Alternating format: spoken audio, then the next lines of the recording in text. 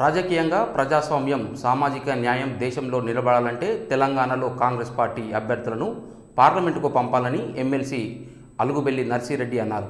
జగిత్యాల జిల్లా కేంద్రంలోని ఇందిరాభవన్లో ఏర్పాటు చేసిన విలేకరుల సమావేశంలో నర్సిరెడ్డి మాట్లాడుతూ 5 పర్యాయాలు ఎమ్మెల్యేగా, మంత్రిగా, ప్రస్తుతం ఎమ్మెల్సీగా పనిచేస్తున్న జీవన్ రెడ్డి రాజకీయంగా సుదీర్ఘ అనుభవం ఉన్న వారని, 40 సంవత్సరాలుగా రాజకీయ జీవితంలో ప్రజల కోసం పనిచేస్తున్న ఆయనను గెలిపించాలని కోరారు. బీజేపీ, ఈడీ వంటి రాజ్యాంగ సంస్థలను తన రాజకీయ ప్రయోజనం కోసం వాడుకొని ముఖ్యమంత్రులను ఈడీ దాడులతో అరెస్టు చేయించి జైలు పాలు చేసిందని అన్నారు. గవర్నర్ వ్యవస్థను దుర్వినియోగం చేసి తెలంగాణ గవర్నర్గా పనిచేసిన తమిళసై తెలంగాణలో బీజేపీ అభ్యర్థుల కొరకు ఎన్నికల్లో ప్రచారం చేయడం లాంటి అప్రజాస్వామిక పద్ధతులతో రాజ్యాంగాన్ని వ్యతిరేకంగా పనిచేస్తున్న బీజేపీ అభ్యర్థులను ఓడించాలని అన్నారు. ప్రస్తుత నిజామాబాద్ ఎంపీ తలాతోక లేకుండా మాట్లాడే తీరు చూశానని, జీవన్ రెడ్డి గల్ఫ్కు వలసపోయే వారికి రోహింగ్యాలకు ప్రతినిధి అని, తానేమో స్వచ్ఛమైన హిందువులకు ప్రతినిధి అని నోరు పారేసుకుంటున్నారని అన్నారు. మనుధర్మం ప్రకారం ఉద్యోగులు, ఉపాధ్యాయులు, రైతులు, కార్మికులు, మహిళలు స్వచ్ఛమైన హిందువులు కారని, మీరెవరూ బీజేపీకి ఓటు వేయనవసరం లేదని, వీరందరూ కాంగ్రెస్ పార్టీ అభ్యర్థి జీవన్ రెడ్డికి ఓటు వేస్తారని అన్నారు.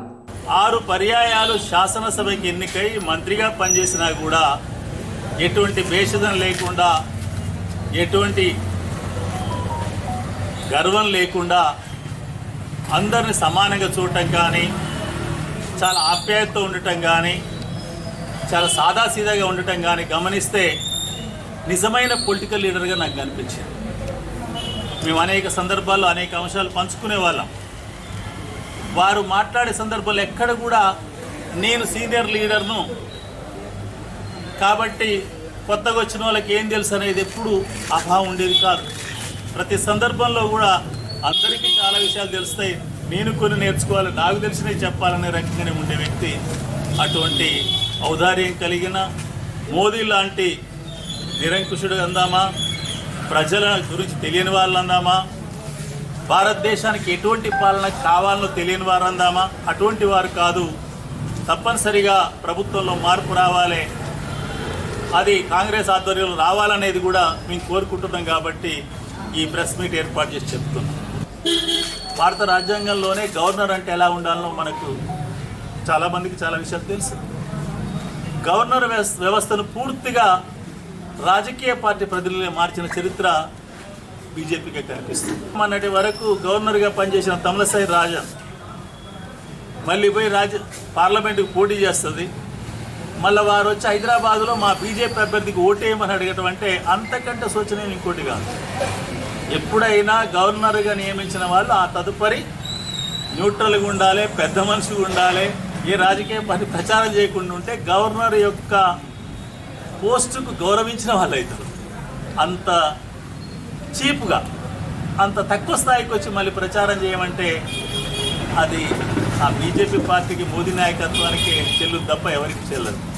కాబట్టి మీరు ప్రస్తుత ఎంపీ ఉండవు ఆయన మాట్లాడతాడు. జీవన్ రెడ్డి గారి గురించి నేను చాలా అంశాలు పరిశీలించి 5 ఏళ్ల కాలంలో ఎంత అంటే చిన్న అంశం కూడా గుర్తుంచుకొని మాట్లాడతారు. వయసు 74 సంవత్సరాలు ఉన్నా కూడా ఎంత చిన్న అంశం అంటే ఇది ఎందుకు మాట్లాడుతుండని నాకు అనుమానం వచ్చేది, ఏది కోతుల గురించి. కానీ నేను ఒకసారి కొండగట్టుకు వచ్చిపోయాక నాకు అర్థమైంది కోతులు ఎంత పెద్ద సమస్యకి ఇక్కడ ఉందనేది. నేను కొండగట్టుకి మధ్య వచ్చిపోయాను ఒకసారి, ఏది జగిత్యాలకు వచ్చినప్పుడే కొండగట్టు కూడా చూసిపోయాను. అంటే అంత చిన్న సమస్య కాదు, పెద్ద సమస్య గుర్తించి పదే దీన్ని ఎట్లా నివారిస్తారో మీరు చెప్పండి, మీరు సరైన పద్ధతిలో చేస్తలే అంటే అదొకటే ఉదాహరణ. అటువంటి చాలా రైతుల విషయం కానీ, కార్మికుల విషయం కానీ, గల్ఫ్ కార్మికుల విషయం కానీ, ఇప్పుడు గల్ఫ్కు వలసపోయి బతికే వాళ్ళందరికీ ఒక కార్పొరేషన్ పెట్టాలని ప్రధాన డిమాండ్ చేసేది జీవన్ రెడ్డి గారే. కానీ ఎప్పుడన్నా ఇప్పుడు ఎంపీగా గెలిచిన అరవింద్ ఏదన్నా మాట్లాడిందా? పసుపు బోర్డు తెస్తానే పచ్చగా అయింది కదా, పసుపు లేదు, ఏది లేదు కదా. కాకుండా ఏం మాట్లాడుతుంది ఇప్పుడు జీవన్ రెడ్డి గారు? ఏమైనా గల్ఫ్ కార్మికులకు, రోహింగ్యాలకు మాత్రమే ఆయన ప్రతినిధి, స్వచ్ఛమైన హిందువులందరూ నాకు ఓటేయండి అన్నాడు. నాకు చాలా సంతోషం అనిపించింది అప్పుడు. ఎందుకంటే భారతదేశం మనుధర్మం ప్రకారం స్వచ్ఛమైన హిందువులు ఎవరో చాలామంది తెలియదు. నేను చదువుకుని కొంత అంటే ఆ పరిజ్ఞానంలోకి వెళ్ళాను, తెలిసిన వాళ్ళు కూడా ఉన్నారు. ఉద్యోగులు స్వచ్ఛమైన హిందువులు గారు, ఉపాధ్యాయులు స్వచ్ఛమైన హిందువులు గారు, మహిళలు ఎవరు స్వచ్ఛమైన హిందువులు గారు, కార్మికులు ఎవరు స్వచ్ఛమైన హిందువులు గారు, వ్యవసాయ కార్మికులు ఎవరు స్వచ్ఛమైన హిందువులు గారు, రైతులు ఎవరు స్వచ్ఛమైన హిందువులు గారు. వీళ్ళందరూ అయిపోయినాక మిగిలేదు ఎవరు చెప్పండిగా. 3 సార్లు జంజం వేసుకొని 3 సార్లు మంత్రం చదివి తప్ప స్వచ్ఛమైన హిందువు కాదని చెప్తుంది ఏది మన చరిత్ర, మనం ధర్మం. మరి ఎవడు మిగులుతాడు? చాలా సంతోషం. అంటే నీకు ఆ 10 ఓట్లు వస్తే చాలు.